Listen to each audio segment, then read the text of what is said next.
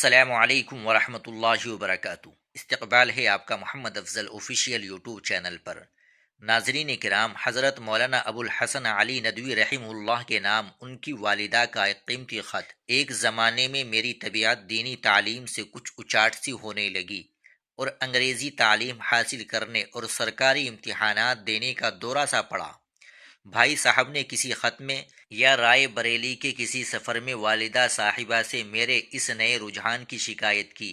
اس پر انہوں نے میرے نام جو خط لکھا، اس سے ان کے دلی خیالات، جذبات اور ان کی قوت ایمانی اور دین سے محبت و عشق کا اندازہ ہوتا ہے۔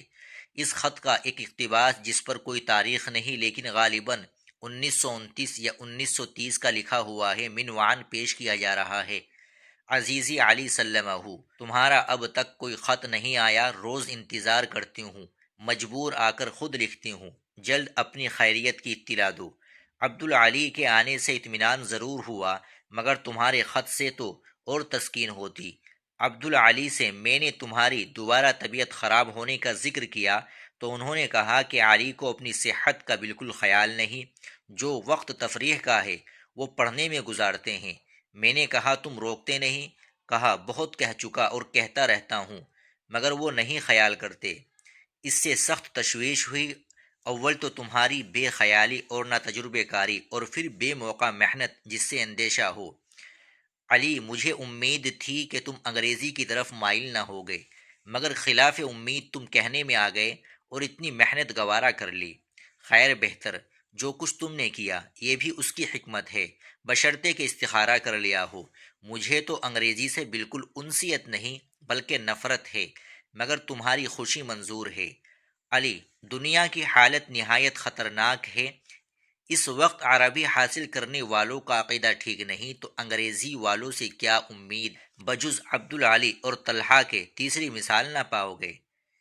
علی، اگر لوگوں کا عقیدہ ہے کہ انگریزی والے مرتبے حاصل کر رہے ہیں کہ کوئی ڈپٹی اور کوئی جج، کم از کم وکیل اور بیرسٹر ہونا تو ضروری ہے، مگر میں بالکل اس کے خلاف ہوں۔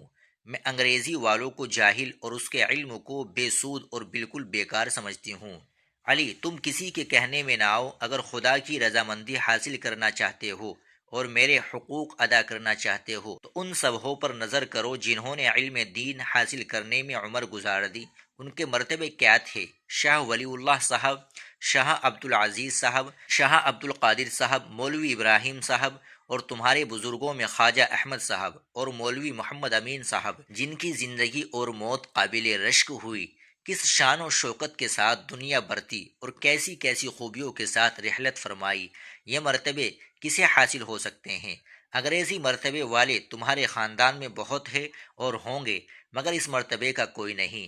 اس وقت بہت ضرورت ہے۔ ان کو انگریزی سے کوئی انس نہ تھا، یہ انگریزی میں جاہل تھے۔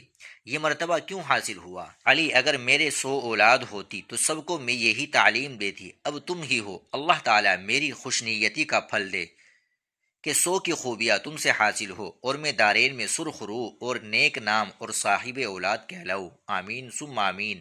میں خدا سے ہر وقت دعا کرتی ہوں کہ وہ تم میں ہمت اور شوق دے اور خوبیاں حاصل کرنے کی اور تمام فرائض ادا کرنے کی توفیق دے۔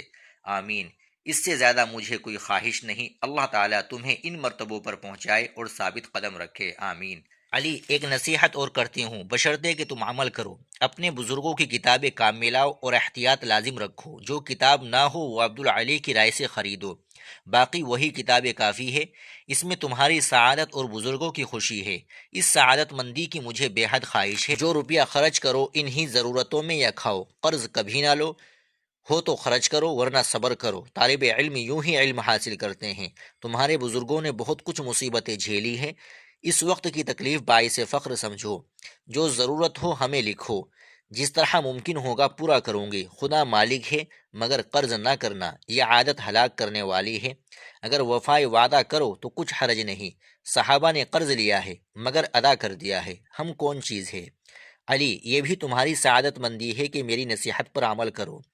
حلوہ ابھی تیار نہیں ہو سکا، انشاءاللہ تعالی موقع ملتے ہی تیار کر کے بھیجوں گی، اطمینان رکھو۔ بہت جلد خیریت کی اطلاع دو، اگر دیر کرو گے تو میں سمجھوں گی کہ میری نصیحت تمہیں ناگوار ہوئی۔ انشاءاللہ تعالی رمضان شریف میں تم سے وعظ کہلاؤں گی۔ اللہ تعالیٰ میری خواہش سے زیادہ تمہیں توفیق دے کہنے کی اور تمہارا کلام پر اثر اور خدا کی خوشی اور رضامندی کے قابل ہو، آمین۔